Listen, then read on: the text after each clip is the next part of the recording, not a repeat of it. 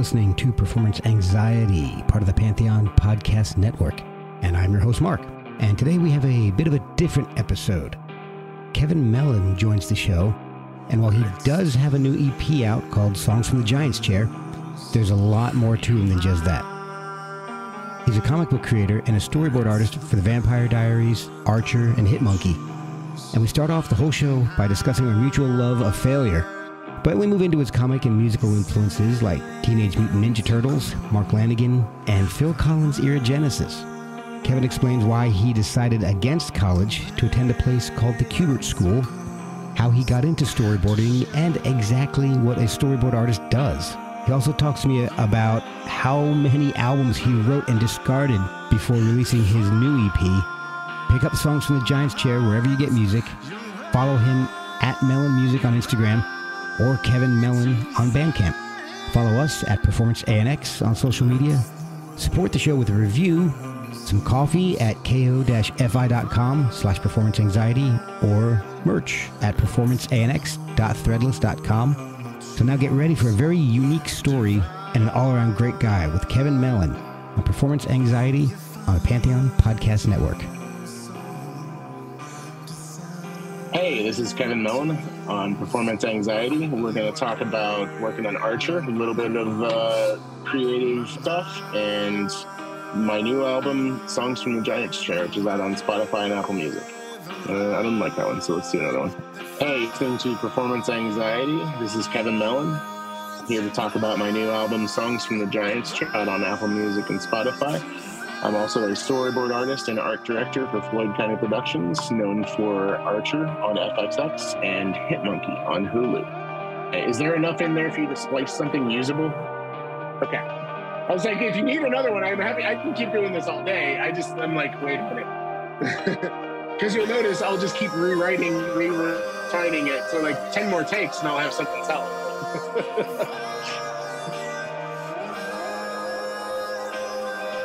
Well, I want to thank you for joining me. This will be a lot of fun. Sadly, I'm a fan of your podcast, but I'm a fan because I found you through the interview you did with Ken Andrews. Oh, cool! Yeah. So awesome. Yeah, I'm a big Ken Andrews fan, big Failure fan, and so I'm obsessed with hearing him talk process and kind of happy things, but also his struggles, you know? Yeah. And he's very open and pragmatic about all of it, and it's just very inspiring to me. He really is. And it took a while to get him. I've known Kelly for several years now, and it took a while. Kelly's been on a few times, but it took a while to get Ken. And I'm still trying to get Greg. I don't know if Greg will ever do it, but he's the most reclusive of all of them. Which makes sense. I mean, throughout their history, I mean, even listening to Kelly and Ken talk about Greg, they talk about him as if he's hard to get a hold of. Yeah, exactly. You know? And they've got a direct line. So yeah. No, I'm stoked. I'm supposed to see them here coming up in Atlanta, so I'm stoked to see they're act as them in documentary form. So I'm stoked to see that. Oh, who's opening up? They're playing a little bit of that documentary that's coming out next year. So that's the opening. That's right. Yeah. I'm looking forward to it too. I became a fan in the 90s after they broke up. Oh, really? So for me, it was so the first time I ever saw them live, not in YouTube form, was that first reunion full tour. Them doing Fantastic Planet, which that was 2014, 2015, something like that. Yeah. And so that just blew my mind. And I'm like, I'm kind of wondering, like, is it better that I didn't see them doing it back then? Because they're so much mature and accomplished now. So the material itself, like, it's almost like they have aged into forming the material as it should be. Yeah. You know what I mean? And I don't know that that's true, but that's how that was my feeling when I was watching them. So. I didn't get a chance to see them live, and I was a failure since Magnified, and I never had a chance to see them in the 90s. Something always came up whenever they were in the air, because I grew up in New Jersey, and something always came up when they would come around. I was never able to, money issues or other issues, and it's just I was really ticked off. And then when they came around again, I had kids and all. In 2014, my kids were a lot younger and wasn't going to concerts at all. So finally, with In the Future, Your Body Will Be the First Thing from Your Mind came out, I was finally able to catch him.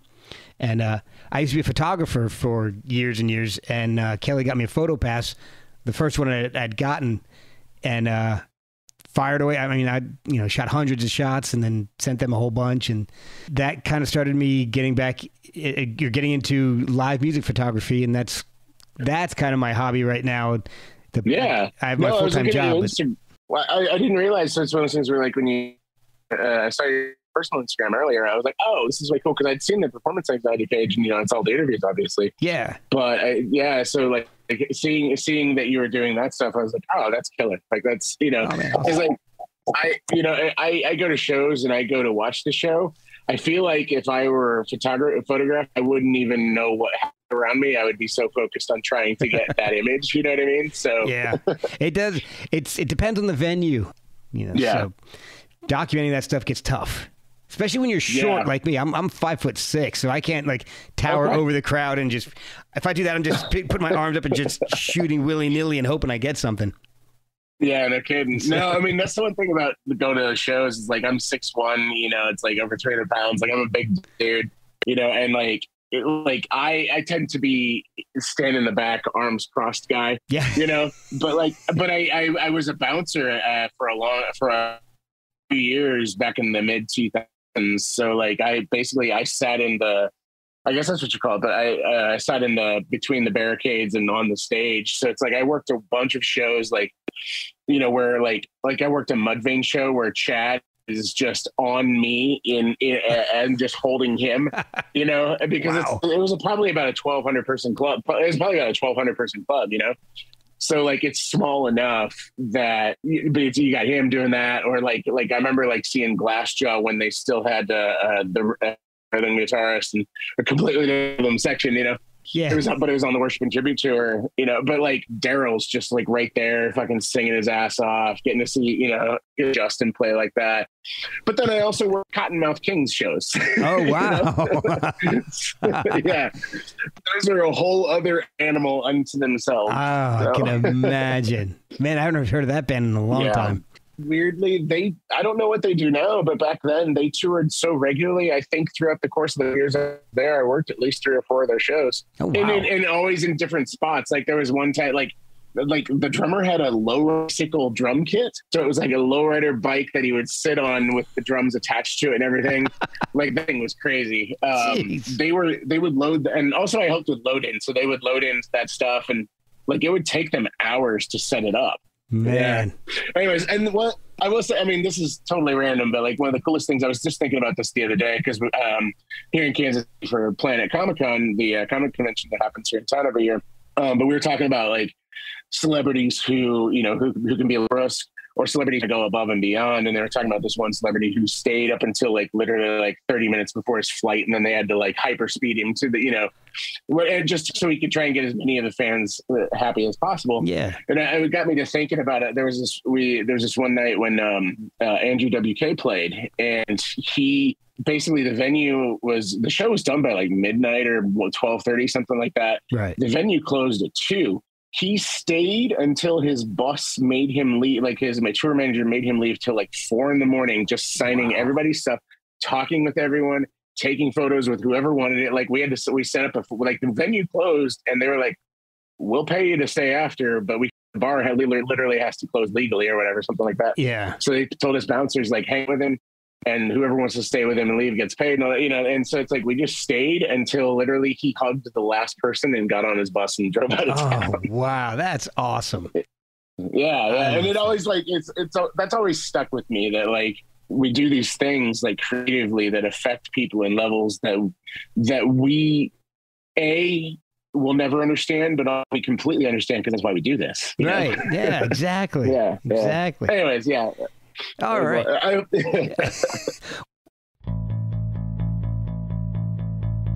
We'll be right back after a word from our sponsors. This podcast is sponsored by BetterHelp. Without a healthy mind, being truly happy and at peace is hard. The good news is therapy works. But what is therapy exactly? It's whatever you want it to be. Maybe you're not feeling motivated right now and would like some tools to help. Or maybe you're feeling insecure in relationships or at work, not dealing well with the stress. Whatever you need, it's time to stop being ashamed of normal human struggles and start feeling better because you deserve to be happy.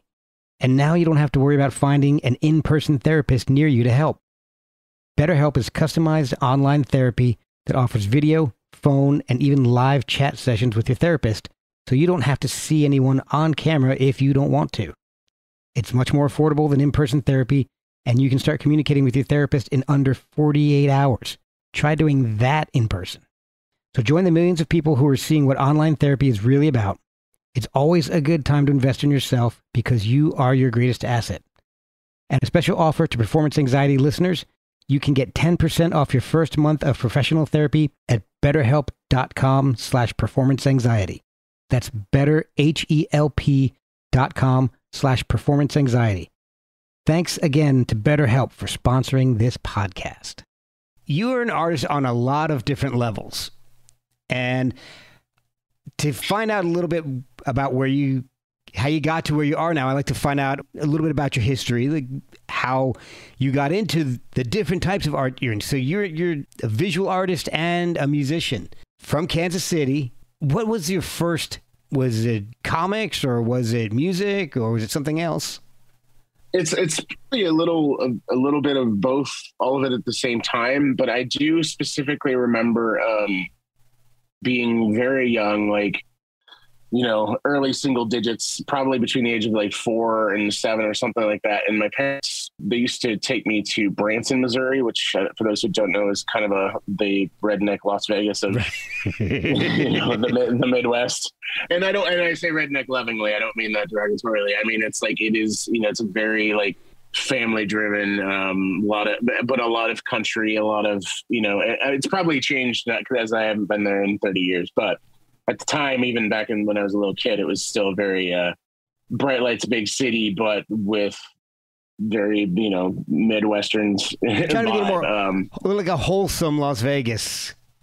Yes, yeah. You know, and I don't know if Dollywood existed at that point, so maybe Dollywood has taken it over. Maybe. So, anyways, I remember we were at one of the not amphitheater. We were one of the theaters there, and I don't remember who was performing. I just remember that at one point the singer pointed to the guitar player. The guitar player stepped forward to kind of take their little "I am the guitar player" solo. Mm-hmm. And I remember like pointing to my mom and telling my mom, pointing to that guy, like, that I want to do that. I want to be that, you know? Yeah. Then within a few years later, I remember being in grade school within that same few years. I remember being in early grade school, like, you know, first, second, somewhere around there. And this one kid was drawing, and he blew my mind because, you know, my little kid mind, like, these are amazing drawings. They're terrible because they were like, you know, probably been done by an 8-year-old or something. But my 7 or 8-year-old brain like saw that and was like, oh fuck, this is amazing, you know? Yeah. And I tried to mimic what he was doing, and very quickly started doing my own thing, you know? And so I don't know, for me, those things all tie together. But the other part of that is from I'm an only child, and the neighborhoods I grew up in wasn't surrounded by a lot of families with kids and stuff like that. So and my parents worked a lot. Okay. So there was just a lot of time spent making shit up in my head. So that's the storytelling part. That's the right, you know what I mean? Yeah. Just playing with my G.I. Joes and what is Destro getting up to this week? That, you know, that beachhead kick his ass. You know? You know, and stuff like that. And also seeing those cartoons, you know, getting into my late single digit ages, like 8, 9, 10, 11, stuff like that. I spent a lot of time in my head and making up stories in that. But then, you know, the Teenage Mutant Ninja came along, and that was a huge, for whatever reason, me, just like millions of other kids, I connected to that stuff on such a visceral, molecular level. And I to this day, I still don't quite understand it, but I do know that like I got into, you know, the original run of the Eastman Laird comics. Like, there was some color reprints that had been done by First Comics in the late 80s. And so that was my first exposure to those, then the cartoon, and then, you know, the movie, obviously, and all that stuff. So, but for me, there's like that stuff still to this day as kind of, it still holds up for me. Like it still like rings a certain, like I can go through and read that stuff and still feel like like I don't there and like yearn for that stuff to exist again because we have it. But I do sit there and I do love how it still makes me feel to this day. My relationship, I like to talk with my friends a lot about my relationship with material because I'm constantly reevaluating albums I love or comics I love or movies I love, stuff like that, and going like and because as I get older, the movie or the media, the piece of thing that I'm talking about stays the same, but I change, right? And so I'm and so in reevaluating my relationship with all that stuff, like there's some stuff that holds up, like 86 Transformers movie, like that blew my mind because. For so many reasons, because Transformers die, they say some cuss words, and the same thing in the Turtles. Like the Turtles get hurt and bad things happen, and it gets dark. But they always come out of it, and that stuff sticks with me. As I reevaluate my relationship with that stuff, those themes still kind of come through and affect me today just as much as they did then. But I'm also like, well, those things are also not that well made, and So, what music was? That's a very long-winded answer, but what music? Man, I'm a grunge kid. I'm of that age. Like I was, 11, 12, 13 when all that stuff hit. Started playing guitar around age 12. I wanted to play much earlier, but there was, just some family rules about that happening, and then finally, they acquiesced and got me a guitar. Who knows what kind of guitar player or musician I'd be if I'd started there. I have no idea because it's like, would I have glommed onto like hair metal? Would I have been like a 9-year-old that's playing, like Rat? I have no idea. Oh man, you could have been an 11-year-old shredding with Steve Vai. Yeah, exactly. But I got a guitar and guitar lessons right as Pearl Jam, Nirvana. And honestly, like I was extremely saddened by his passing, but like Screaming Trees was a huge one for me because my buddy Lee got me Sweet Oblivion for my birthday that year that it came out. So I've been listening to Mark Lanigan's voice for over 30 years, like as a and he was such that band, that especially that album was such a huge formative thing to my especially my songwriting then, because it didn't sound like everybody else. Pearl Jam was and is still a huge influence. But before that, I do remember a lot of Casey Kasem Top 40. Oh, okay. So I remember, I'm a big, I love pop. So I'm that guy that loves Phil Collins' Genesis. Even though I love King Crimson, Tool, and stuff like that, I can't get into Gabriel Genesis. I've tried. Really? But Phil Collins' Genesis. I know, it's weird. I know. Man. Phil Collins, as soon as Phil Collins starts saying, I'm in. I'm all in. So. What about Peter Gabriel's solo stuff? Like the first three solo Scratch, Security? I know. It's so good. It's so good. You just can't put the two together, huh? I don't know why. And you know what, though? It's been a few years since I've tried. I probably should go back and revisit because every time, maybe I'm trying with the wrong album. I always start with Lamb Lies Down on Broadway. And maybe I should start with another album. You know what I mean? You may want to start with Selling England by the Pound. Okay. That's a great one. But I do love the Phil era also. Yeah. So. And, I think also has to do with my parents didn't listen to lot of my musical tastes are, I would say, probably 95% my own, because the stuff that they like is generally not what I'm super into, but there was some stuff that stuck. Like I'm a big Neil Diamond fan to this day. Yes. My mom, Yes. And it's I love 70s Elton John. I'm a huge, fan of, who isn't really, exactly. But stuff like, Oak Ridge Boys, just stuff like that, to this day still gets me. Cause I do remember a lot of those Midwest state fairs where seeing Reba McEntire, Judd's, so it's there's stuff like that has a special place. So a lot of my childhood is with Neil Diamond, pop country from the 80s, and a lot of Elvis. I was a big Elvis fan. Elvis and Roy Orbison, which, I love Roy. Diagram there is barely, there's it's mostly a circle of, those two. I remember when Roy died, that was was wrecked for quite a while on that one. So. Yeah, my dad was the same way. He was a huge Roy Orbison fan. So all right. So you mentioned a couple bands, and I will plug my own podcast a little bit on my podcast, which I don't know, it may be the most meta thing I can do, but you can always go back. Mark Lanigan was one of my favorite episodes that I ever did. So he came on, we spoke for 2 hours, and he actually came on a second time, and just to discuss his Christmas album for like 15, 20 minutes. That was awesome. Oh, that's awesome. I will say, like, as someone who recently discovered your show through the Ken Andrews interview, I have not gone through the back catalog. Yeah. So it's one of those things where I'm excited to. Well, then that's one of the things I was excited to talk to you is because you do such long form conversations. Oh, cool. You know, like, I always get nervous about that. Something that, like, now as a listener, I want, like, if it's less than an hour and a half, 2 hours, I'm sitting there going like, okay, you know.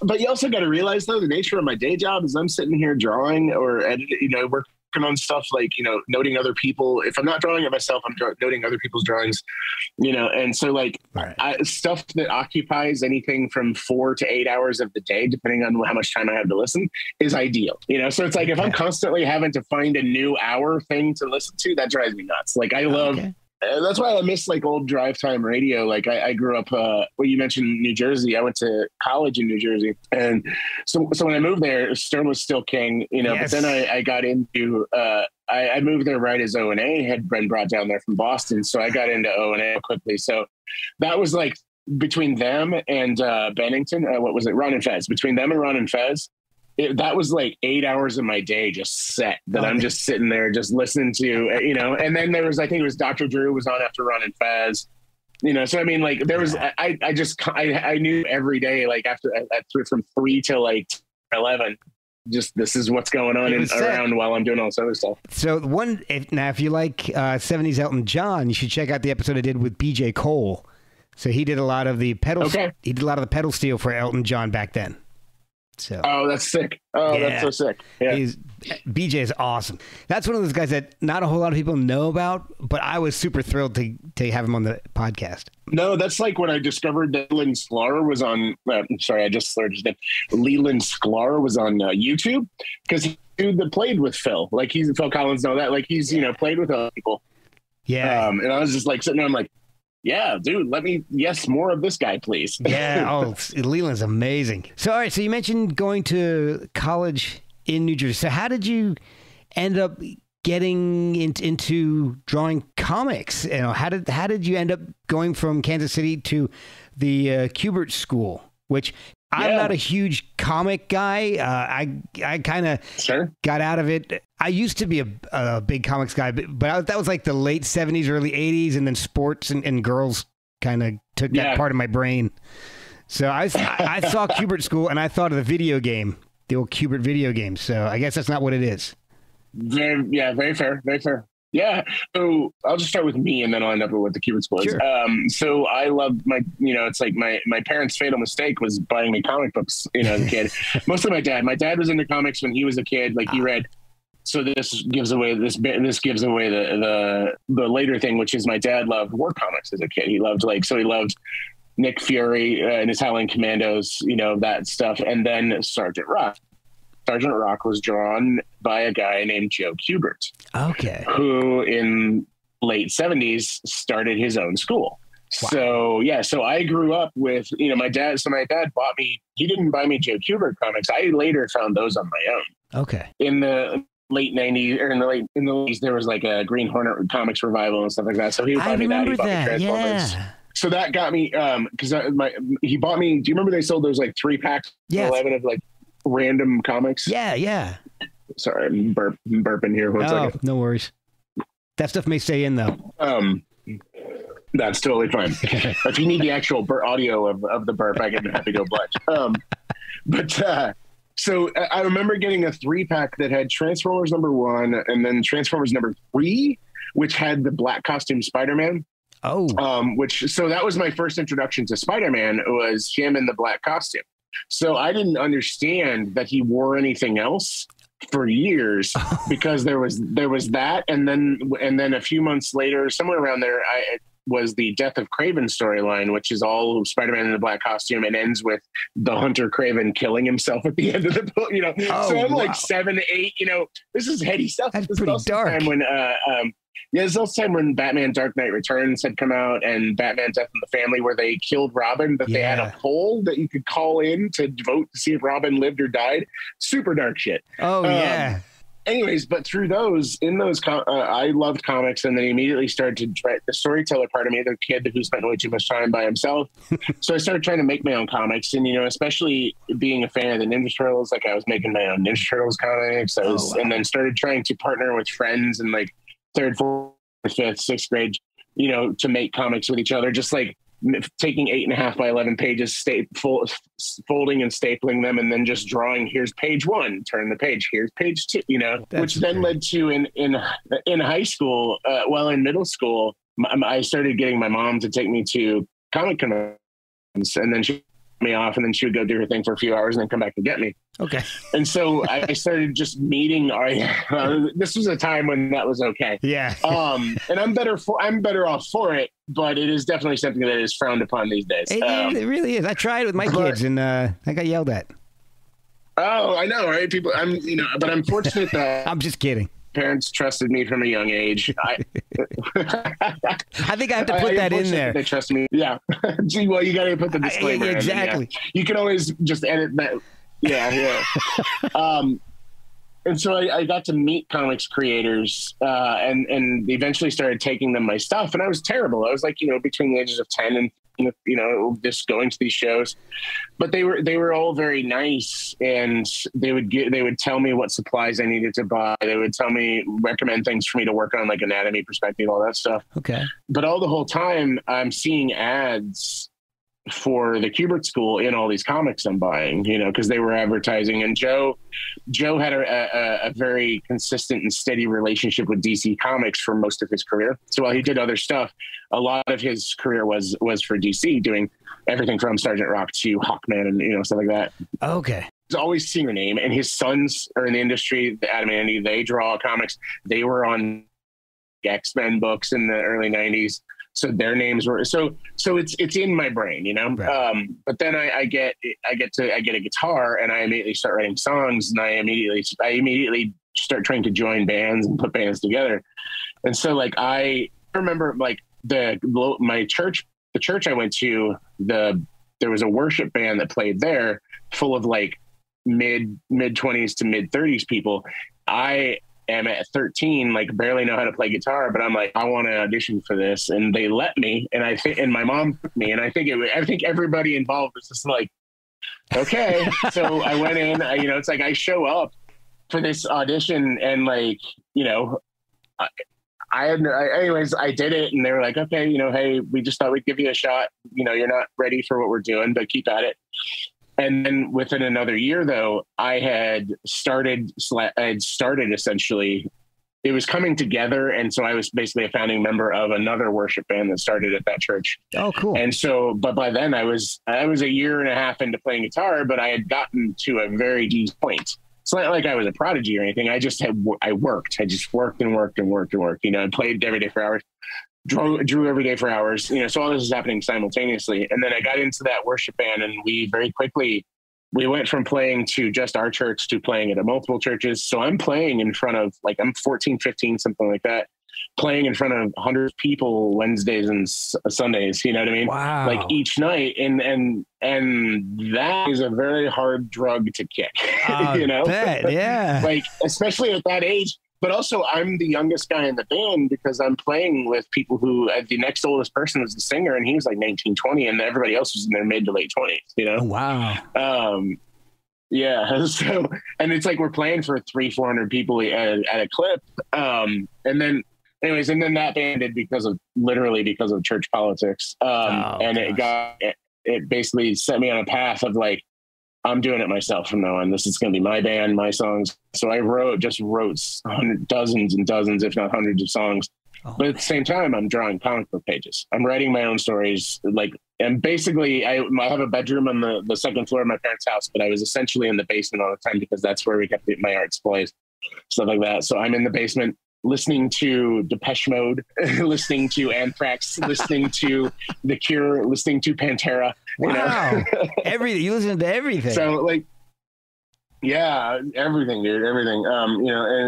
And then eventually put together what became my high school band, and I was so self-motivated that like found a local recording studio, did a demo, got a couple of gigs like at the high school doing stuff because of that. And then basically got a different drummer, then immediately booked more studio time. So we recorded our first album in like January of 96. Then we recorded our second album in November of 96. And then, just kind of, yeah, and we're doing stuff like first album, we made ourselves a set, like we duplicated on ourselves. By the time we did the second album, I had learned about CD manufacturing. And so we raised the money through donations from family members and just kind of working our shitty Pizza Hut jobs because we all had jobs by this point. And most of us worked and all three of the four of us worked at Pizza Hut. Oh, nice. Right. Yeah. So it was they could always tell when we were ditching out to go to band practice because mysteriously all three of us would not show up to work.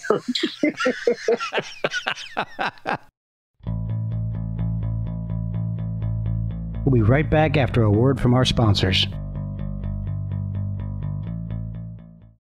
Hey guys, I want to talk to you about socks for a second. Why not? It's a music podcast. But I tried a pair of socks from Boldfoot and loved them. I've only worn them once because my kids have stolen them. So in my household, that's the best endorsement I can give. And I guess it's fitting because the design I chose was Jailbird.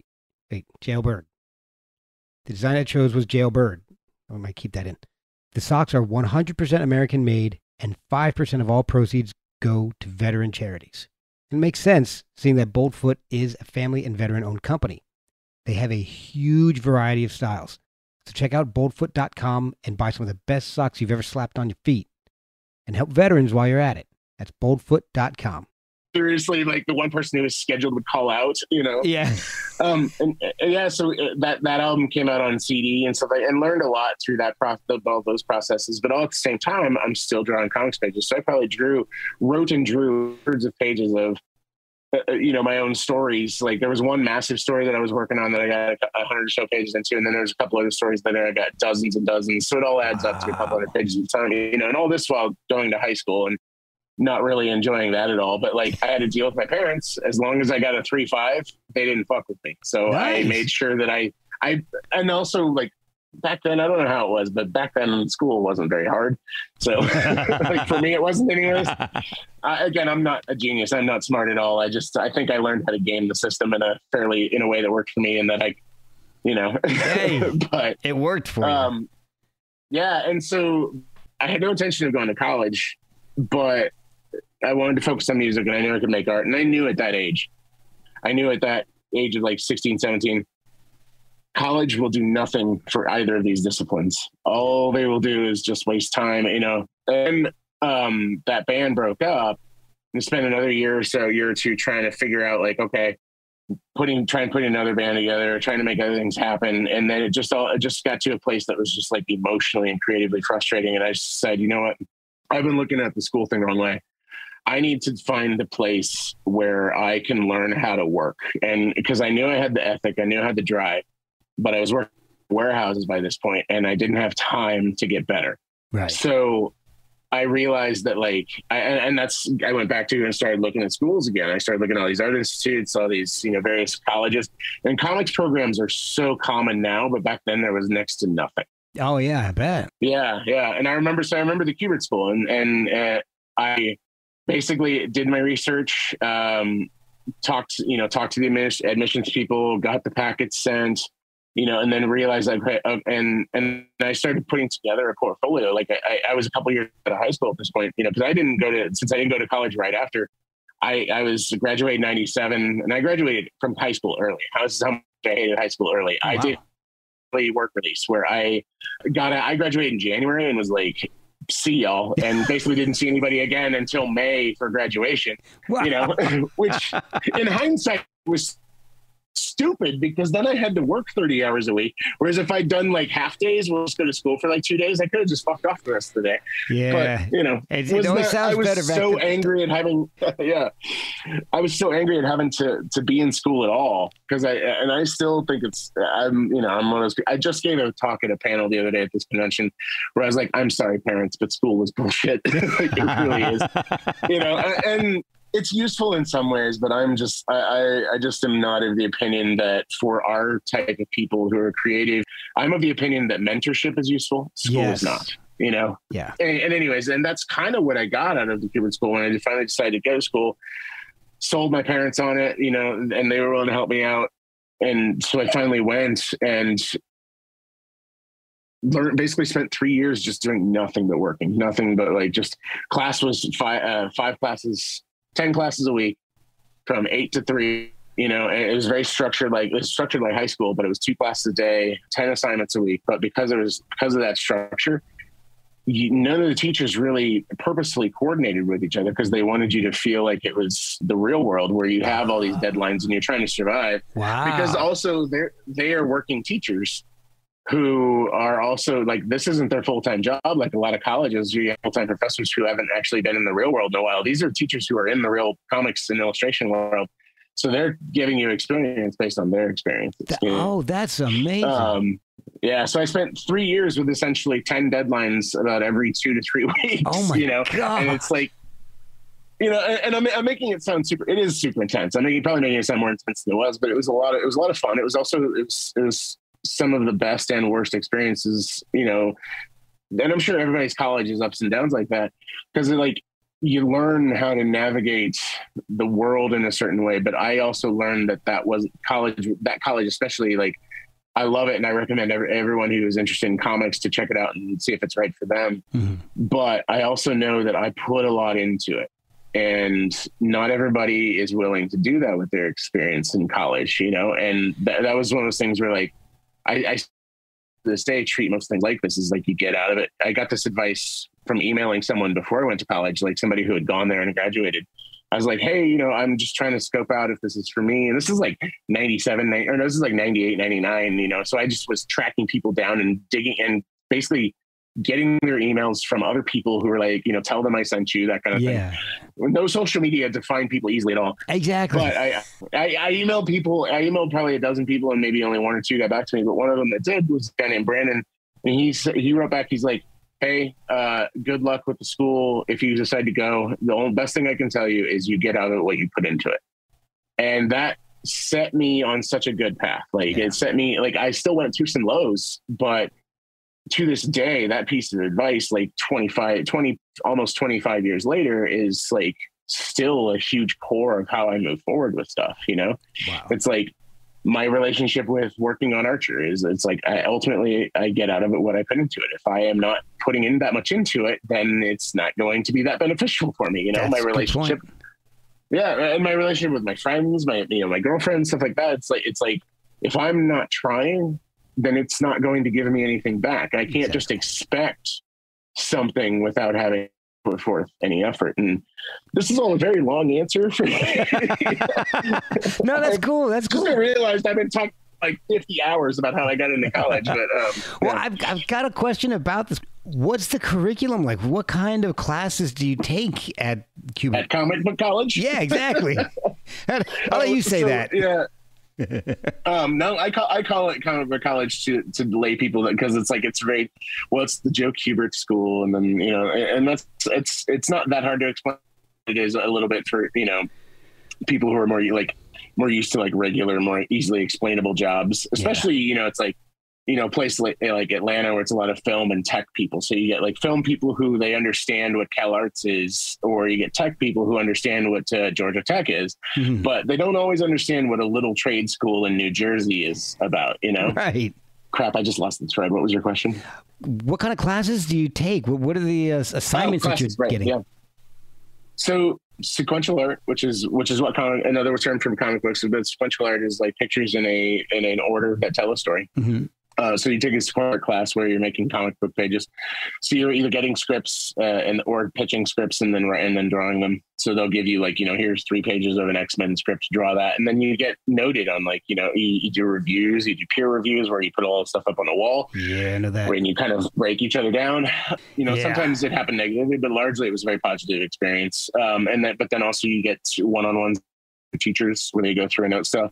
But then you're also taking like, this is back in the late 90s. So they're like airbrushing is still a thing. So there was an airbrushing class and then we had life drawing, which is where we're drawing from like nude models, and then we had there's a design class, but I think it was called something else. And then we had various painting classes. Yeah. So there was the reason I chose to go there, and the reason I recommend any person who's interested in the visual arts explore that school, or there's other schools more like it now, is because I didn't have to sit there and take any bullshit math, science, or history classes that have no application towards what I'm doing. Yeah. I was just thinking about this the other day, like I have not used anything beyond addition and subtraction and a little bit of division. So why the fuck did I need algebra? I did not, and I will say I did well in math, not because I'm good at math. I did well in math because I had a good teacher. But I think that's a testament to his ability to teach, and not math being that sort of math being a useful function for a human who doesn't want to go into something else. You know what I mean? Yeah. So, but I will say, it's like as a writer, my English class was my English class was great because I learned how to come up with an idea and execute it in the hour before class. So I learned how to think very quickly and then write the paper that was due. So I don't know that I learned anything from English class, because everything I've learned about writing has all been after that, like, 3-act structure and hero's journey. And, I'm still terrible at grammar, but like, I will say the best thing I learned from my creative writing class and then my English class was getting an assignment, fucking off doing music and comic stuff in my spare time, and then having to turn in something and being like, oh fuck, it's 7 a.m. and I'm on the bus, scribble. Performing under pressure. Yeah. Which, that's hence performance anxiety. Yeah. So it was very much just all art classes, which is what I loved about it. It was just all drawing and all problem solved to do with drawing and how to approach different things. And so what I will say is a lot of people fixate on style. I did not. I did, but in a different. I went in with the mindset, and I didn't really talk about it super actively until after I'd done it a couple of times. So it really kind of threw a lot of my fellow students and my teachers. But I went in with the mindset that I was just going to follow my muse and change things up every few. So every semester I switched my style. Oh, wow. Sometimes multiple times a semester. But if you look at my work from those 3 years of school, it's like you see a gamut of things going on. Maybe there's a through line in that it looks like me. I have no idea. I don't think it does. I mean, I know it's me, so I can't say. Right. But I tried everything from like expressionist, things to blocky not cubist, but kind of more, angular, lots of dark blacks, I did this one thing for a while where I was just like dropping out lines like crazy. So you get you could tell it's a figure, but it's missing a lot of internal detail. So it's really just very silhouette heavy. Oh, cool. I know it's hard to explain over an audio thing, but and then I did stuff that was realistic. I did stuff that was very comic booky realism, stuff like that. And, I came out of it with I know I have a better grasp on what I can do rather than just having focused on one surface style and honed that. Yeah. But the people who did that, the people who focused on a surface style and honed that, got work much faster. So, it did take me a while out of school to kind of get back to a style that was mine. So it did help me kind of it prepared me to be malleable, especially for when I later went to Floyd County and working on Archer. But it also made people wary as to what they were going to get, and I think that's an interesting problem to have. I came as not a tool that they could use. I came as a toolbox that they could choose from. And a lot of people, when they're hiring, don't like to think that way. And I get it, because I've been in a position now for the last 10 years where I've had to hire a bunch of people. And if you don't know what you're going to get, it makes it harder to choose that person.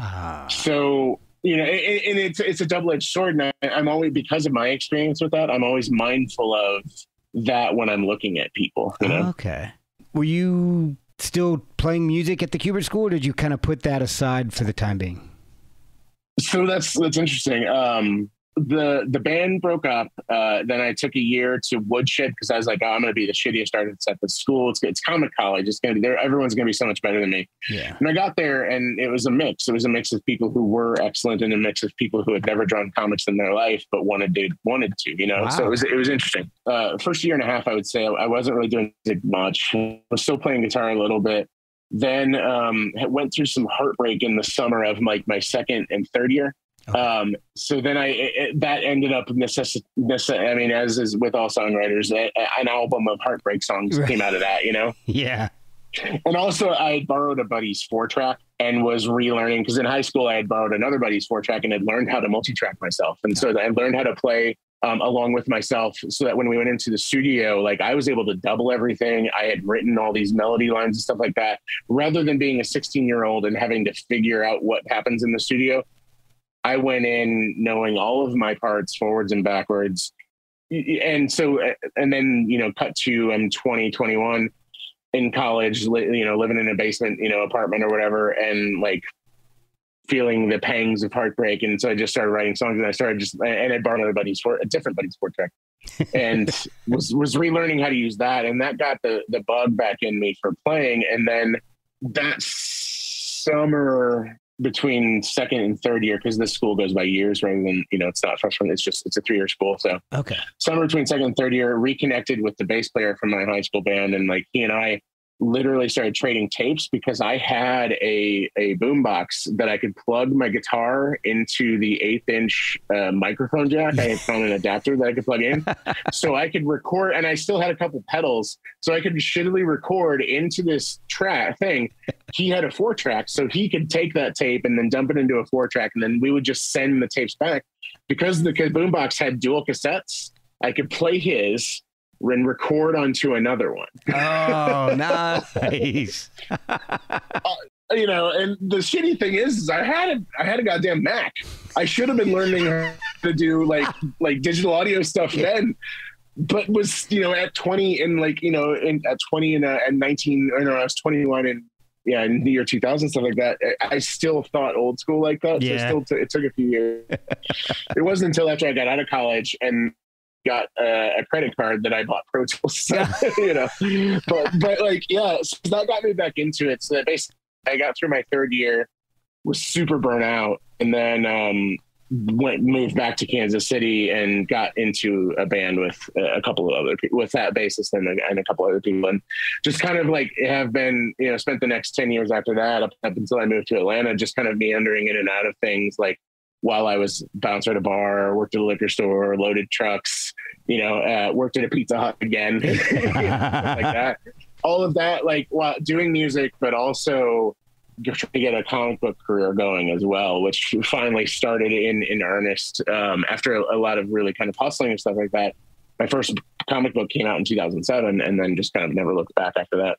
Wow. Oh, that's awesome. Yeah. So are you doing them independently? How does that process work? How do you get a comic out? It's different. It's different for everybody. But what I met a guy named Dennis Hopeless. He's a local KC native. He worked at a comic shop at the time. Okay. And so he and I met and just started talking ideas. And then basically we just started coming up with pitches, and we would just pitch all these companies and they would say no. But generally the way getting a comic book made works is there's a couple different ways. You make one and then you send it to people or get people to buy it. And then somebody comes along and says, oh, we want you to do that for us, but we'll actually pay you. Oh, okay. Or if you're an artist who doesn't write, you just want to work on, you're doing samples. Okay. So you're doing, here's 6 pages of Spider-Man, here's 6 pages of Batman, whatever, and you're sending them to editors, or you're going to comic book conventions and meeting editors and stuff like that, and basically just trying to be someone that they want to hire. Okay. So yeah, but I would say the best it's comics is a lot like music. The best way to get work doing more of it is to do as much of it you can to show people that you are capable of doing it. Yeah. And that you improve, bands don't just like go to labels and say, hey, we're a band, you should sign us. They make an album that the label or, you know, the audience, whatever, finds.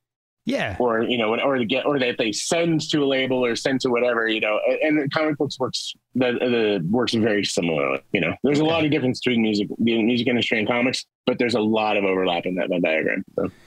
So how did you go from making your own comics to storyboarding for like Vampire Diaries and Archer and other shows? Yeah. And what is the different? What does a storyboard artist do that's different from a comic book artist or an animator? Because I don't know the difference. Sure.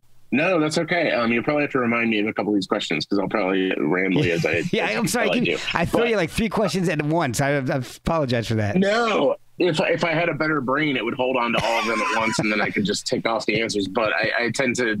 As you've heard, and your audience is probably inured to at this point, I talk a lot, and then I kind of go down these paths. That's what this podcast is all about, man. Yeah. So how I got into it was I had no intention of working in TV or anything like that. Had been offered storyboard stuff, but didn't really. It wasn't my thing. I just was like, no, TV's not what I want to be in. I'm a comic book artist. I want to be in comics. And then I became a fan of Frisky Dingo, which was created by Adam Reed and Matt Thompson, the guys who later did Archer, but they're also the guys who did C-Lab 2021.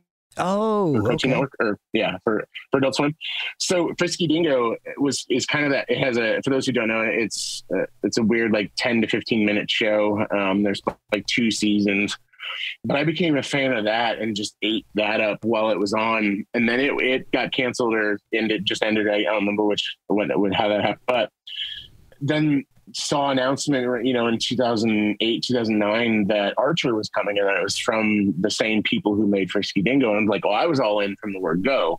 But then you watch that pilot, and I just fucking died laughing. It's super smart. I had to Google, you know, Google existed fortunately at this point, but I had to Google several jokes to find out why they were funny, you know, and I loved that. It wasn't cerebral. It wasn't cerebral in like in a talking down to me way. It was cerebral in a like, this is really fucking funny. And so I just fell in love with it. And eventually around the time season 2 came out, I found the art director, Neil Holman, online on Twitter. Twitter had happened in 2007. So, you know, started using Twitter and networking with people. And I was already networking with other creators and stuff like that.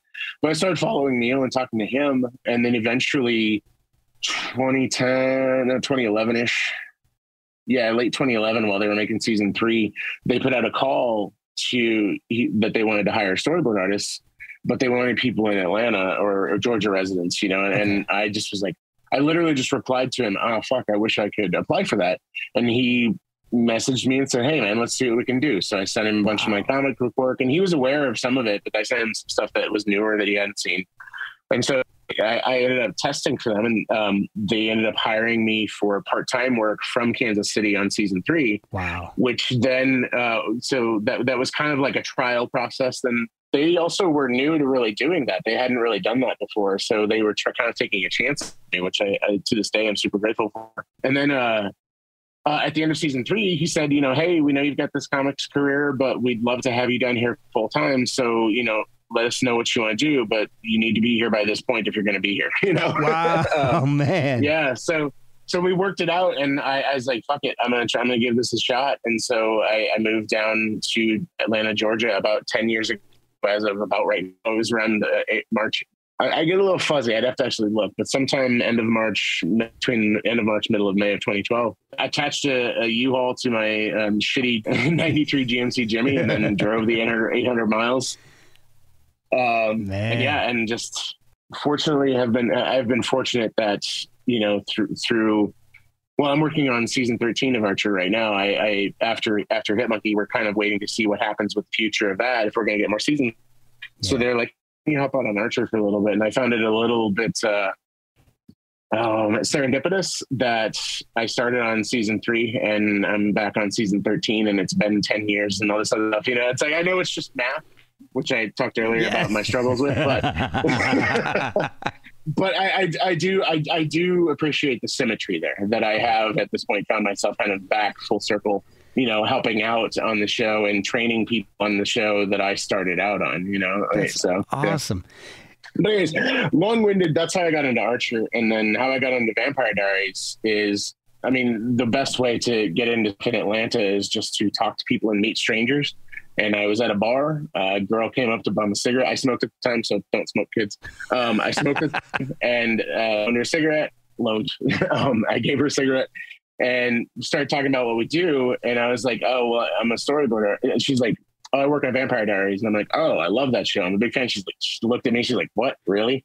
Because it wasn't really known as a dude show. But I love vampires, sparkly or not. And so then told her what I did is like, well, I'm a storyboard artist. And like her and her friend that were there both worked on the show. And they're like, oh, fuck, we need storyboard artists. Like, we're dying for storyboard artists. Wow. So they tried to get, and this was in the middle of season 5. Tried to get me on season 5. The producer didn't quite work out timing wise, but they got me on board for season 6. So I ended up storyboarding season 6, 7, and 8, the last 3 seasons. Yeah. And they're wonderful to work with, such nice people. And I did all this on top of working a full-time 40 to 50 hour week on Archer. Oh my God. So I was just doing all this in my spare time. And then that rolled into the same production company that made Vampire Diaries did the pitch pilot for Black Lightning. So that rolled into me working on that. And even though that production company didn't end up making the actual show, the show creator, Salim, liked me. So he kept me on for season 1. And so I ended up storyboarding, as I know I was the only storyboard artist, but they may be other people, but I ended up boarding sections of, I think, 8 or 9 out of the 13 episodes, something like that. So yeah. And so, yeah. What is a storyboard artist? What are you actually doing? So two different kind of similar jobs for live action animation, but different in the sense of scope. So with animation, both start the same. You get the script and you read through and then you start visualizing it. So visualizing it this is the same process for comic books too. You get the script and you start breaking it down into moments. A comic book script is generally broken down for you by the writer. Panel 1, this happens, they're saying this. Panel 2, this happens, they're saying this. You know what I mean? Mm-hmm. Animation scripts and live action scripts look the same. The way they're structured inside what they say can be a little different because animation needs to be a little bit more specific than live action. But the role of storyboards in animation is the visual blueprint for how they will make the show. So the script is the blueprint for the story. The storyboards are the visual blueprint for what the final thing is going to be. So I like to say a lot of time, a script is not a comic book. A script is not a TV show. A script is not a movie. It is a document. And I've heard other smarter people refer to it as it's essentially a work order. So it is telling you what you need to do. Okay. And the order in which you need to do it in order to have this thing called a movie or a TV show. Okay. And so you're taking that, and I do these talks every once in a while, and I've started labeling them, like I labeled one of them, the script is a problem, because it is. It presents, the script is a solution for how to tell a story. It is not a solution for how to visually tell that story. Often, more often than not, they present problems. So as a storyboard artist, going in and going, okay, this person's talking, but then they suddenly need to be talking to this person. But in the scene before, they were in different rooms. I need to have them come in together and figure that out. You know what I mean? So that's a problem that I then have to visually solve. Sometimes it's easy as cutting, and sometimes you can show them, walking up to each other, and so you have to figure out those problems. Okay. Storyboarding and animation, you storyboard every moment. In live action, generally, they only really hire you to storyboard the stuff that's complex. Okay. So in animation, everything that you see on screen has a storyboard for it. Okay. In live action, most of the stuff you see don't have a storyboard for it. Like a Marvel movie, yes. You know what I mean? Like a big movie, a big action movie that has a lot of CG and stuff like that will have, even if they don't call it, this is a gripe area I have, they've gotten away from calling it storyboards. A lot of times now they call it previs. But it's still storyboarding, those fuckers.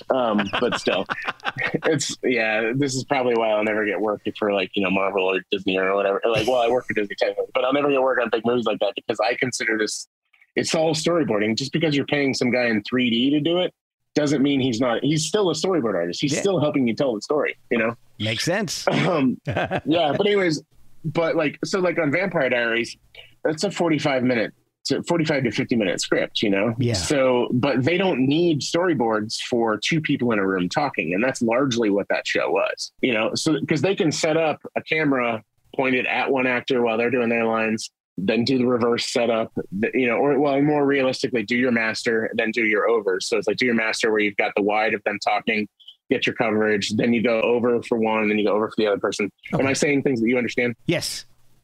Okay, just want to make sure. I realize I'm like, wait a minit, I don't want to get too into the weeds on saying overs and masters unless you're with me. So for people who can't actually see you, you know overs, that's an angle from one person, and then the other side for the other person. Yeah. So the easy way to explain it that everyone I think will understand is the Friends setup. Mm-hmm. So you have a wide view at the beginning of every show of the scene of 6 people in the living room. Yeah. Then after that's called your master. And then after that, you have all these close-ups or 2 shots where it's like, if it's Joey and Chandler, that's a 2 shot. If it's the camera is over Rachel's shoulder at Monica, that's a reverse, you know, like you have, and then you can have close-ups and any number of shots within there, okay. But that's your coverage. So it's like your masters, you're getting like the big broad strokes of the scene. Then you get to go in for coverage and do everybody's lines, their jokes, their reactions, stuff like that. Yeah.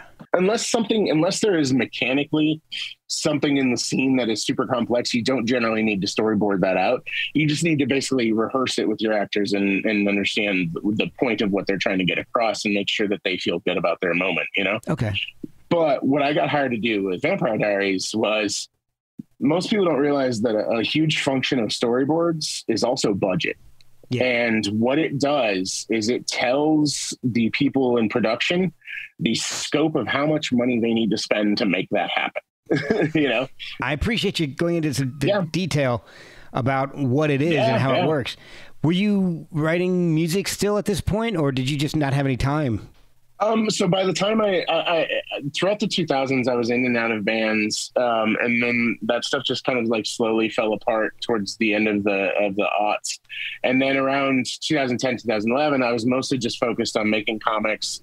Wasn't making a lot, but I had got the iPad had come out, and so GarageBand on the iPad was a game changer. So I had gotten in the 2000s.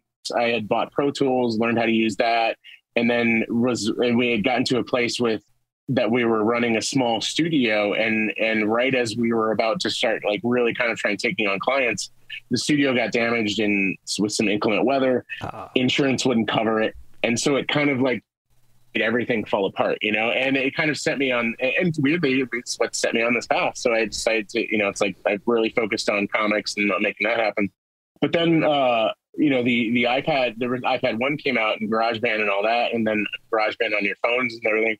So I started making music again, like, because it was fascinating that it had in my hand, you know, something that was just as good as the G4 Mac and Pro Tools that I had been running a decade previously, you know? Yeah. I was just like, shit. That's what man. You know? I had a G4 too. So, love that thing. So I was teaching myself how to do that and not really doing a whole lot, but just demoing some stuff here and there. And by side, I don't know how normal this is for every other musician, but my process of writing is I come up with hundreds and hundreds of ideas, and then I pick the ones that I feel like are the strongest. So I don't sit there and write a song to finish. I come up with like riffs and ideas. Okay. Well, I do write songs to finish, but the times that I write a song from start to finish versus the hundreds of riffs that it took to get there is usually, you know. So I just was collecting ideas, and then and so the storyboarding kind of in life, storyboarding, making some comics. So I was still making comics full time when I took on the storyboarding gig.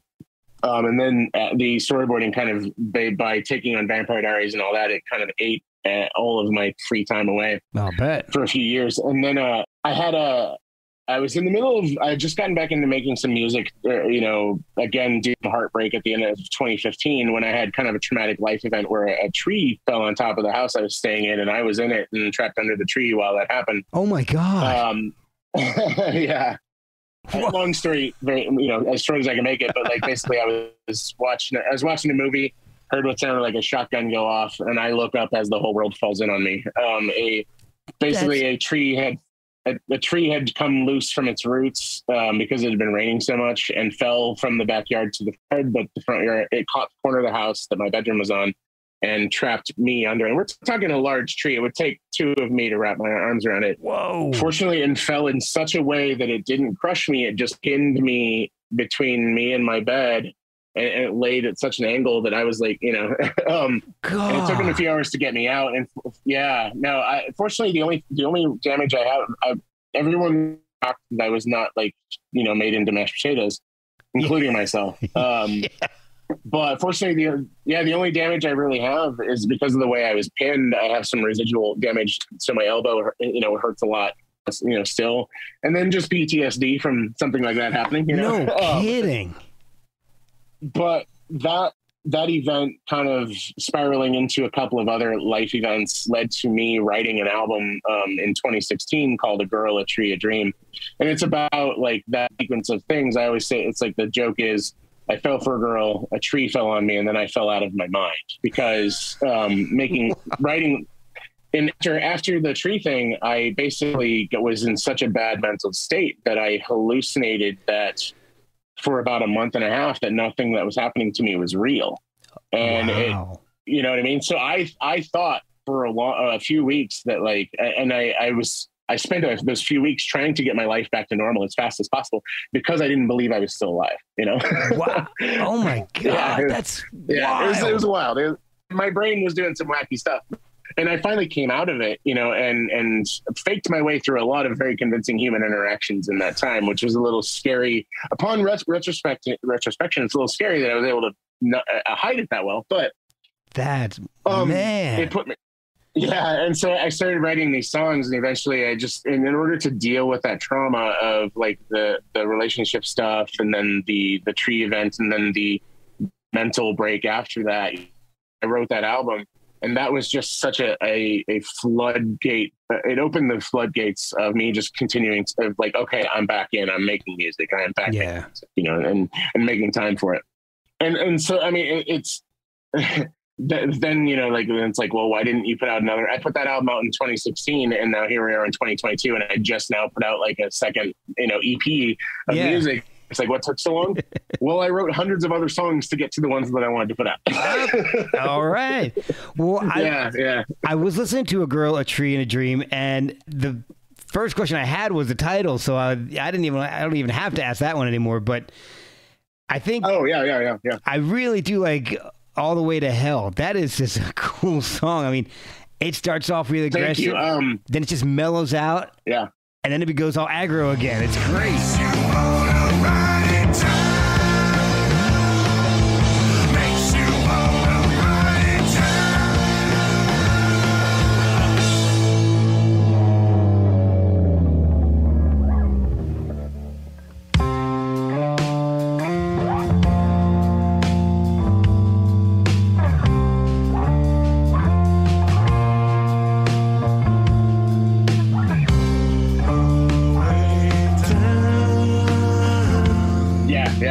So I think you'll appreciate both the story and the joke behind that one. All the Way to Hell is me trapped under the tree. So that's the story.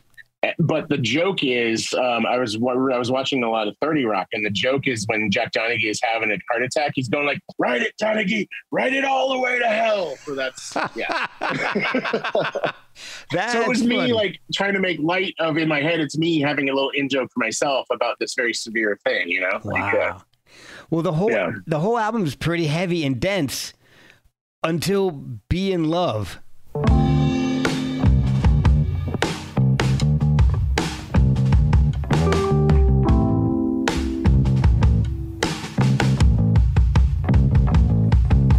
I see you across the room, sipping gin and giving me the eye.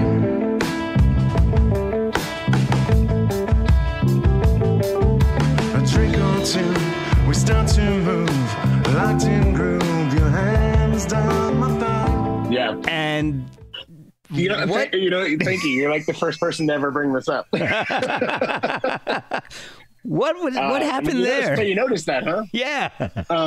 So I started that song about someone and finished it about someone else. Oh, does that make sense? Yeah. So the chorus, we are so far from being in love, running so hard from being in love, was about the girl, from A Girl, a True Dream. Yeah. But the verses ended up being about someone who helped me get over all of that, so it's like I had met someone in kind of that relationship. And while that relationship was not very long, it was very like rewarding in that sense, in that it let me know that I was like it.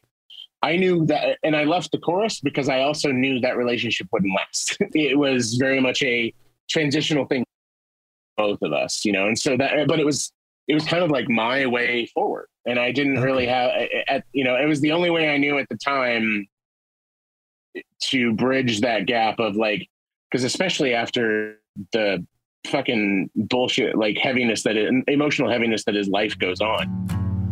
And I'm here alone, and I wanna believe in you.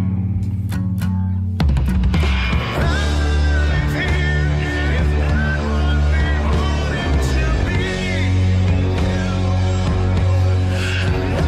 I'm scared of taking over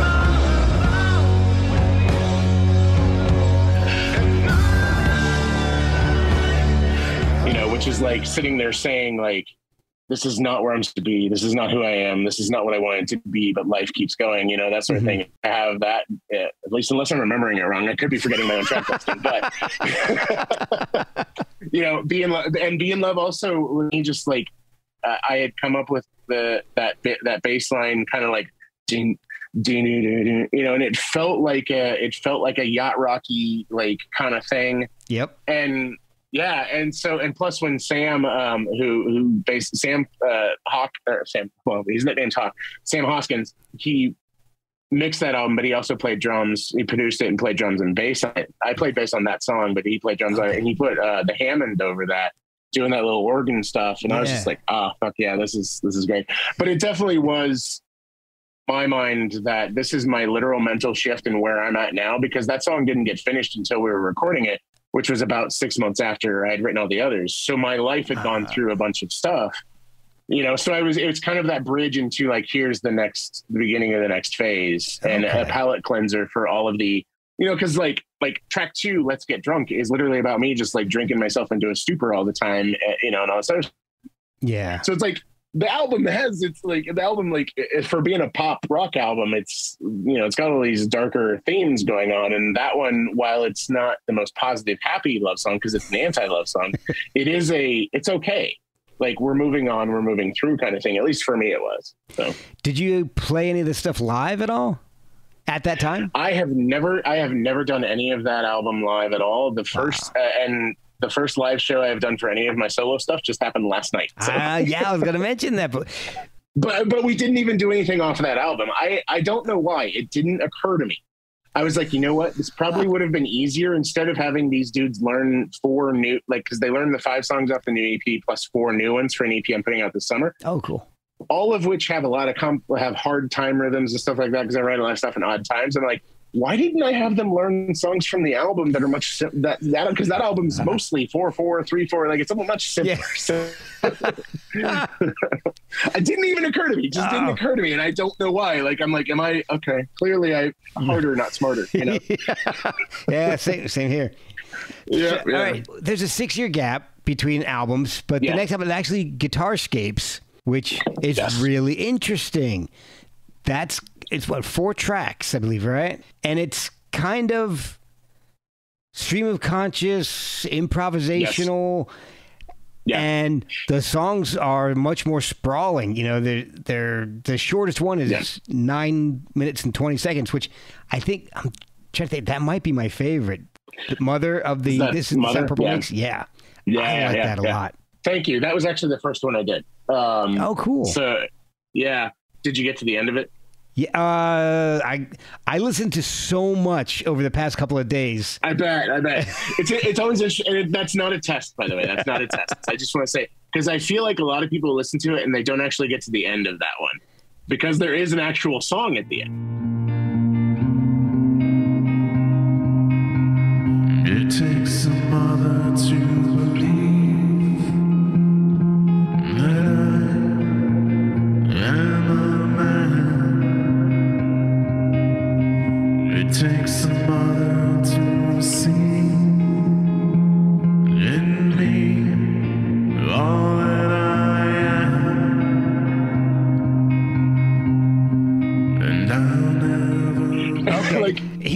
here's what happens when I'm prepping for this stuff.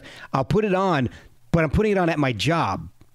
Oh, you're fine. You're fine. Again, no test. Like, if you hadn't heard it, that's fine. It's more me going like, maybe I should start telling people this, but I don't know. Like, but it is. I will also say that. So the reason it's called Mother is there's a song at the end of that instrumental thing that does have vocals, and it's called Mother. And that song, it's something that song kind of unlocked something in me as a songwriter, and that let me know that I could go to a different place emotionally than I had before. Okay. But I was in the middle of writing all these other songs. So to get to your question about the 6-year gap, I wrote 2 EPs. I wrote and recorded a full acoustic EP, like 5-6 songs.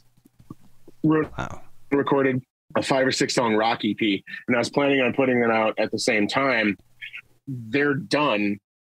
And then I realized I hated the way I was singing on them. I hated the way it sounded. I didn't like my voice. I didn't like my performances. I didn't think I was doing very well. Wow. I was struggling, and I felt every time I played it for people, they were like, well, this is cool or whatever. And like, I knew it was my singing. Like, I knew the singing was the problem. So really, I was ready to just power through and get them mixed and mastered and put them out. Then I decided to put the halt on it, and I started reworking the vocals for those 2 EPs. And in the middle of that, I started, this is all during pandemic, so I had written those 2 EPs in 2018, 2019, was getting ready to put them out at the start of pandemic, and pandemic really kind of put a halt on my mentality for same with a lot of people, but what it kind of did in hindsight that I didn't realize until, once I started coming out of it, was it gave me time to reevaluate my creativity in a way that I hadn't before. And I stopped thinking that my voice was just bad and I would have to deal with it. And I started realizing that this is like playing guitar. I need to practice it, and I need to do it more, and I need to take lessons and do all this other stuff. And so while I didn't take lessons from a physical person, I bought just woodshed and stuff like that. Mm-hmm. And I just practiced, and I just wrote and wrote and wrote. And so part of the reason those EPs didn't are sitting unreleased is because it's hard for me to go back to stuff that I finished once it's finished. Right. So it's like, it'd be like, I'd almost have to go back and like deconstruct those songs and rewrite them. But at the same time, throughout pandemic, I wrote 3 hours worth of stuff and on top of those. Wow. Right. So in the spring of 2021, I found myself in a place where I'd started to write. I wrote Sincerely Paul, which became the first song on the EP.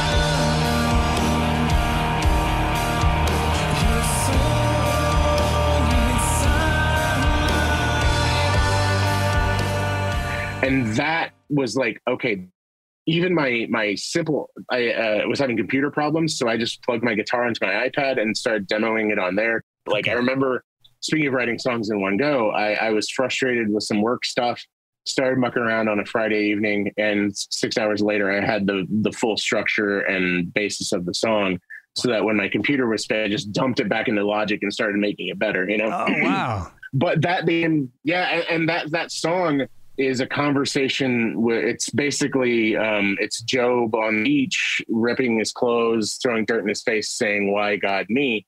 But it's my version of that is like, instead of staying on the beach, I just walk into the ocean and I'm just looking up and I'm having this conversation with both. I don't know if it's God or if it's my higher self or whatever, because I'm not a Christian, but I do believe in spirituality and stuff like that. But and a lot of the album is a conversation with my higher or lower self, depending on which song I'm on. Well, sometimes both, but, and that was me, just like allowing myself to really just vent these feelings and these emotions. That's why there's no real chorus. There's just a breakdown where I scream. Yeah. And that freed up my notion of what these songs that I could write be. And then I want to say next, I did write ambient next, I feel like, so it just kind of all just led to itself. Okay. But to get back to Guitarscapes, like Guitarscapes happened during all of this, because during lockdown, I wasn't able to go anywhere, and I would get frustrated, and I found myself like just recording me doing what I did anyways, which is just fucking around with my delay pedal. I have like 6 delays I'm running at a time. I got the volume pedals. I got all these. So I just found myself just mucking around and looping, with looping things. And I started recording them and realized like, oh, okay, this could be a thing. Yeah. So I think I recorded maybe like 8, and then 4 of them are what you hear on the album, Oh, cool. And it's like, and I don't record. I should record every time I do that, but I don't, because I do that like dozens of times, hundreds of times a year. But I really recorded a handful of them, and I just kind of just tried to remember to hit record when I really felt like I was in a place. Does that make sense? Yeah, absolutely. Yeah. Well, I'm really enjoying the new album, Songs from the Giant's Chair.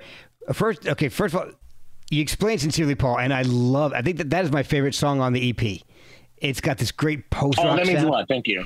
And honestly, the way you explain it makes so much sense, because I hear such a huge leap forward from A Girl, A Tree, A Dream in both songwriting and performance. Everything is just taking this huge leap forward, and it's noticeable. Thank you. I'm really happy to hear you say that. I'm really, and not to be egotistical, but I'm really that's for myself as well, because like that was I really wanted to, at the end of the day, I really wanted to make something that sounded as humanly good as I possibly could, and without, because everything on this EP is me. Like I have no one else to blame for anything but me. It's like if there's stuff I don't like on, A Girl, A Dream, I can maybe like be shitty in someone else, because I did have other people help me out on it. But this one is all me, and I also pushed myself.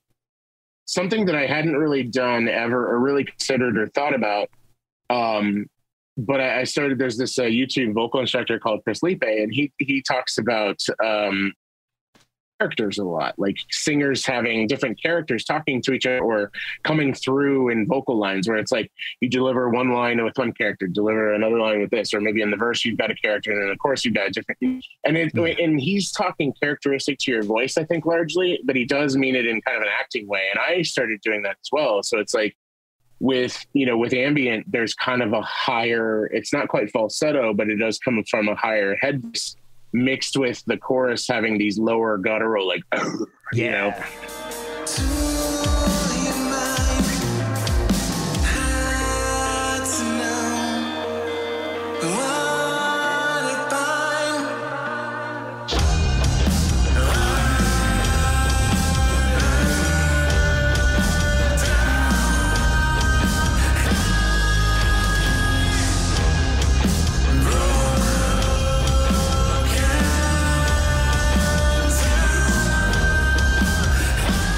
and playing with those sorts of characters, playing with those sorts of like, and part of it is acting, and that I have to, like, when singing live, I'm like, in order to hit parts correctly, I do have to remember the face that I make. Like, oh, this part's easier if I'm like, and for those who can't see me, it's like almost like making a weird smile, but that's where part of that sound is from. And then other places like lowering my jaw, lowering my tongue, and so having that bit of, for lack of a better term, acting into it actually is a part of the singing, and is a part of the performance. And that is something that I had never considered before. Yeah.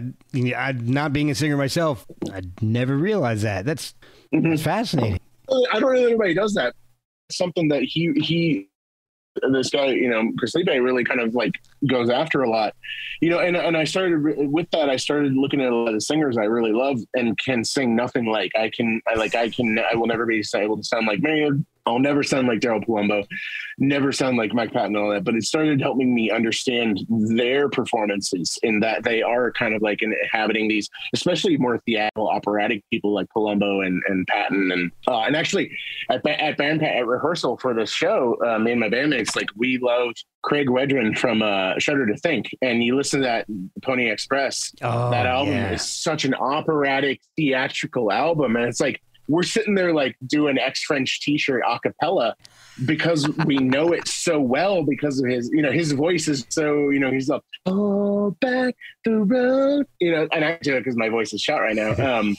Post convention talking a lot, and then post show screaming my lungs out. But like, you listen to that dude on that album, and I'm sitting there like we were playing through some of that stuff the other day during one of the rehearsals, just kind of goofing off and talking about it. And God, no wonder I loved Glassjaw and Mike Patton and all that stuff, because it came from Shudder to Think first. That's one of the earlier ones I heard. But it also helped me go like, as my limited fashion, because I do understand my limits as a singer right now. It's like, but it also helped me understand like where I'm pushing for right now and where I want to go is a little bit more like theatrical in that way. And I don't mean like fucking Hamilton or anything like that. I just mean like pushing those characters, pushing like, doing something lower or doing something higher, like that sort of like figuring out those characters and those voices and like telling the stories that way melodically. Does that make sense? And this EP is the start of me doing that. And also it's just this EP is the culmination of everything I've learned how to do,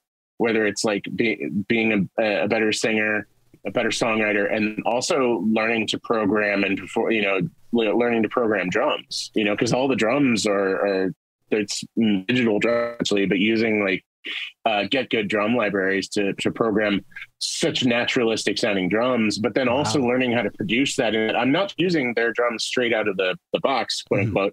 I'm sitting there going like, how can I get this to sound like Steve Albini? How can I get this to sound like, cause like with some of my favorite, I always talk about with drums, like some of my favorite touchstones is the Jesus Lizard and Chevelle's first album. Oh yeah. Like everybody goes to Nirvana with Steve Albini, but I'm like, no, I go for the weird, like not weird, but like I go for the stuff that a lot of people want, and Failure Magnified, Yeah. Like drum sound is like, there's nothing. And while the drums on my EP don't sound anything like that, I'm not trying to sound like Steve Albini. I'm just sitting there. That's my frame of reference in my head of like, it needs to sound big and in a room.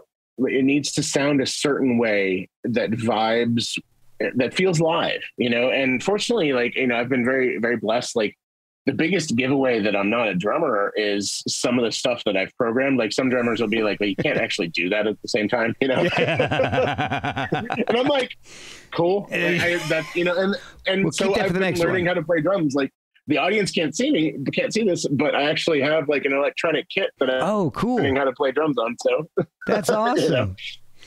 It's all because I'm sitting there like, I want to be a better songwriter, at the end of the day. So learning how to physically play it after teaching myself over the last few years to program it and to get good at that, learning how to physically play it already helped me so much. Cause like the new batch of songs, like the drum parts that I'm writing for that stuff is much more fitting towards what a drummer can play. It's still not 100% because I am not that good yet, but but it's better. It's a better stab in the dark than if I go those 3 hours worth of music that I told you about that I didn't put out. Like you listen to some of my early attempts at drum programming, and you're going to be like, well, there's some drums there, yes. This EP is kind of like you storyboarding for your next albums, for what's to come. Not a bad way to look at it. There is going to be a theme. Like, so my plan, and hopefully this is the plan that the universe can get in line with, but my plan is to put out the next EP over the summer. And then I've actually started working on, I have a third EP for the fall. It's written.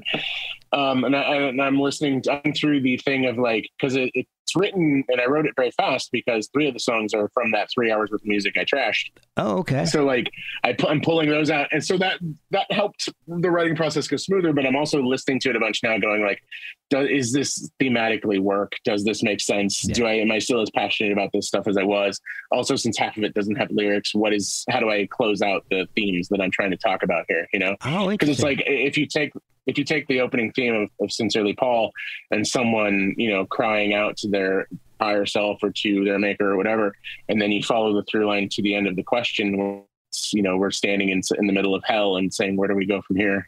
There's and the next EP kind of follows that through line. And then the last one is kind of like trying to, I don't know. I'm still working out the themes, but yeah. And that's interesting to me because I've always thought that way about comics you know, and TV stuff and all that, but I've never thought that way about music, even though I'm a big fan of albums that do that. And I don't consider these concept albums, they're just theme albums, you know. Like I'm a big Marlta fan, especially that first, I mean, that album, like everybody is, you know, but like that, there's a story there. Even if you don't know what the story is, you can tell it's cohesive narrative, you know, you can tell it's cohesive thematically, you know, and same with like a lot of Coheed stuff, obviously. Yeah. You know, there's a theme and then he's writing literal narratives and all that. And I'm not trying to do that. Like he's writing stuff with like dialogue and back and forth. And I'm like, I ain't trying to do that. I love it. Love you, Claudio. Yeah, that's not where my head's at, but right. I do appreciate a good thematically linked album. You know, I do appreciate like, yeah, cause like, I know that it's not, and this is probably going to sound like a weird touchstone, but I'm a big My Chemical Romance fan, especially, oh God, what's that album? The one before Black Parade. My daughters would know. No. Anyways, I'll hold on. It's going to bug me. Yeah, I know. I'm the same way. It's going to bug me until I look it up. I apologize. And thankfully you can edit this out. Yeah, no worries. Want to make me look really bad.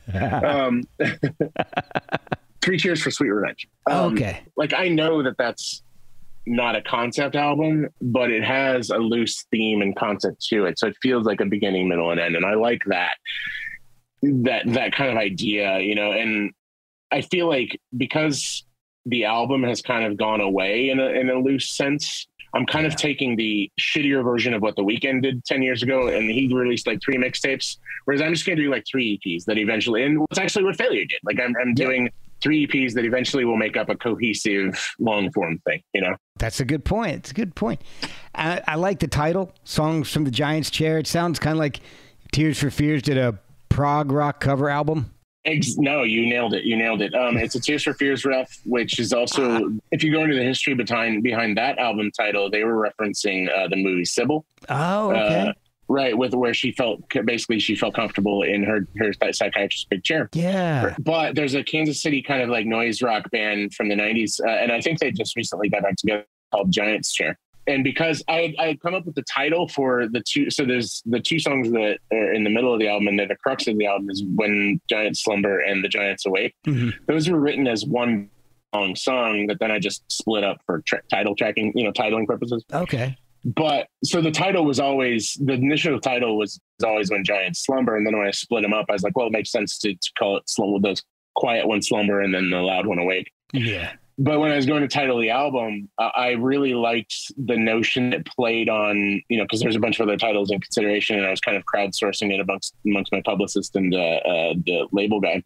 Okay. The Haunted Birthday Records. I was like, which one do y'all like better? Because like it's like I'm just like I could go with any of these, and that one, and plus amongst my friends, that one to win out, and nobody ever told me why, but I just liked the idea that layer wise, it referenced one of my favorite albums, which is Songs from the Big Chair, and then putting in Giant's Chair was not only a reference to the giants in the album and the giants of emotion and trauma that the album is dealing with, but also that, you know, this 90s band that like a lot of people probably aren't aware of that was big and playing around a lot when I was younger. So awesome. I just liked that.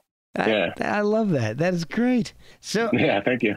So how can people pick up the album? How can they find it? Yeah, it's out on Spotify and Apple Music now. Well, it's anywhere. Honestly, it's everywhere. So it's, you know, YouTube, Google Play, all that stuff. But Spotify are the big ones, obviously. And then I do have a limited run of cassettes out via Haunted Birthday Records. Man, cassettes. So if you go to hauntedbirthday.com. Yeah, I know, right? I've got a question.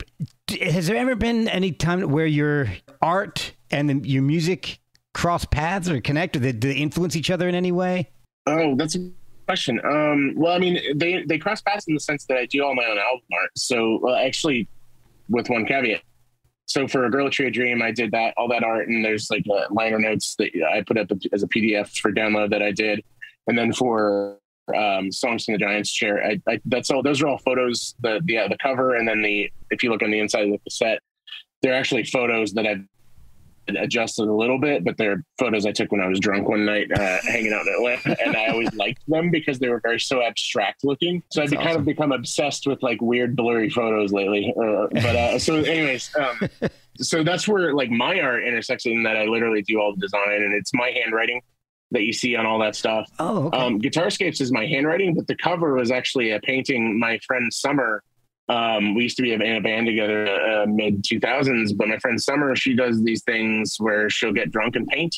And so I love them. And so much so as I've for people, and like my girlfriend has one hanging in her house. Wow. But I asked her, I was like, hey, can you do me a couple that I can choose one from for this cover? So she did me two, sent them to me, and I scanned it in, and that's the cover. I just awesome. Yeah. That is so great. I love it so much. And yeah, she sent me another one, so I told her I'll use it for an eventual other volume of Guitarscapes, because it's like I love both of them. There's no reason to hide either of these. Oh, you know, man. And Guitarscapes isn't the thing that needs liner notes. Like, right. What's the liner note? Written and performed by me? Yes. By me? You know? I'm really envious of your talent. I mean, I play noisy guitar myself, but nothing, you know, but the artwork just, I mean, I've got a bunch of things I'm trying to do. And if I had your artwork ability, I could get them done. Yeah. Well, and you know what, man, I will say that like the barrier to entry for that kind of thing is so changed now. And I don't say low in a bad way. I say low in a good way. Like, it's like having GarageBand on your phone. The barrier to entry is that you don't need a huge studio. And same thing with art and stuff like that. Like, you can actually kind of using a lot of these different apps, like, you know, you can kind of find ways to create things without needing to sketch or whatever. You know, it's like if you can see it in your head and you can photo or kind of collage some things. So that's something I would maybe look at, is look at on your phone or on your iPad, look into like looking into what you can use. And I'm happy to recommend offline, happy to recommend apps for you to take a look at. But if you're seeing something, like, start taking photos, and you can start collaging and editing and color adjusting, and there's a whole world of open to you that exists, you know, because, you know, people have worked to make things for people like you. You know, I like, they're tools for me that I love, but what a lot of this stuff is meant for the casual person who wants to do something, but, you know, is like, how do I do that? Yeah. And I love that. I'm all for the democratization of all of it. You know, same thing with filmmaking. Like, I started shooting short films using my phone, you know, and it's like teaching myself how to edit in DaVinci Resolve. But then now I do all my editing on my iPad, because there's an app called LumaFusion that's so much easier for me to use and quicker. Because I can edit using that same app on my phone and then send myself a project to my iPad and switch back and forth. So it's, man. All right. Where can people follow you on social media and check out other live shows that might be coming up, or what you're doing in the world of Archer, or any other projects that you're working on? Sure. Yeah. My central hub is just kevinmellon.com. KEVINMELLON.com. But then on Twitter, I'm at KMellon, and then same thing on Instagram at KMellon. And then I've got music accounts on both, but you can find those through the main accounts, like, you know. Okay. And you'll see on all of that stuff, you'll see I mostly stay pretty up to date on Twitter and Instagram. The website gets updated every month or so. I'm working on trying to figure out what's the best way to update without inundating without having to do 5 different sites, and it's so annoying. You know, because my Instagram tends to auto-populate my Facebook, so that I don't have to go there as much unless I really want to, you know. And as much as people bitch about Twitter, mine's so curated. I have good conversations and interactions there. So that's good. You know, and that's going to change. I you know, and as far as updates on like animation and stuff like that, I do try to keep everything updated. The unfortunate thing is, like, I tend to be on a lot of stuff I can't talk about for months to years at a time. So I try to, you know, it's like, because like with Hitmonkey, I couldn't really talk about it until like a month or two before it actually started airing. So I spent 3 years on that show not being able to say what I was doing. Wow. Gosh. Yeah. That's crazy. But, you know, I mean, that said, so that said, go watch, you know, Hitmonkey season 1, go watch Archer season 12, and for your bodies for, like I said, we're working on season 13 right now, and go watch Hitmonkey so that Hulu and Marvel know that you guys want more of it. Yeah, for sure. Yeah, as far as live shows go, putting the band together for this, what was supposed to be a one-off show, did light a fire under my ass too, especially with the guys that I played with, because it's all people I've known for, like, they were guys who were in my high school band. Oh, cool. And it lit a fire under me, and it lit a fire under them to be like, you know what, we like doing this. We like playing with each other. I got texts from all of them, you know, today saying like, let's do this again. So it lets me know that, like, it's validating to feel like I'm doing something that other people want to be a part of. Yeah. And that's I don't know how any other guests feel about that, but I'm super grateful that anybody wants to do anything with me. So it's like, that I don't know, like maybe it's just imposter syndrome or whatever. But so it's this plan of doing more EPs. I'm going to try and do something that like I've always felt about like music and shows and stuff like that. I can't tour. I can't, at least not, the way that I would need to really support an album and stuff like that. But what I can do is I can try and create special events. So what I'm going to try and do is, knowing this long game, is to set up the next EP release show or shows and stuff like that. Okay. Set up the one down the line. That way it makes it like a movie, or like, makes it something more special. It makes it an event that people want to be a part of, and that like, oh, this is a cool way to celebrate with this thing, Yeah. And then, it's like I did like just a quick and shitty Facebook Live last night so that there was some, my girlfriend and then some other family members could watch the show who couldn't make it. And watching all these other bands do live shows during pandemic really got me thinking about like, okay, because I can't tour, like, and because at this point I can't tour, things could change, but like, what are these other ways that I can be creative about it? So that's something that I'm going to look into, that I'm looking into. And I feel like going forward will be a way that people can kind of connect with what I'm doing, is hopefully by doing these special events / online, stuff like that. So. Awesome. This has been a blast, man. First time for a storyboard artist, comic artist. So I learned a lot. Dude, and I want to say, I know I've said it before, and I'll just keep repeating it, but I was super stoked when Melissa, the publicist, who's been working with me on this stuff, came at me with your thing. I was like, I listen to this podcast. That's awesome. I'm a big fan of it. And clearly I need to go back and listen to your archives, but just listening to the dozens of hours that I have that you've done over the last like year or so, like I'm a big fan of the kind of conversations that you have, the space that you allow your guests to have to really kind of talk about stuff. And you've been very gracious with me tonight doing the same thing and letting me do what I'm doing right now, which is ramble, just ramble on. No, man, that's why I started it. I wanted to hear these stories. I didn't want it to be interview questions where you have, here's question A, you have 30 seconds to answer it. Then we go to question B. I want you guys to say what you want to say. Yeah.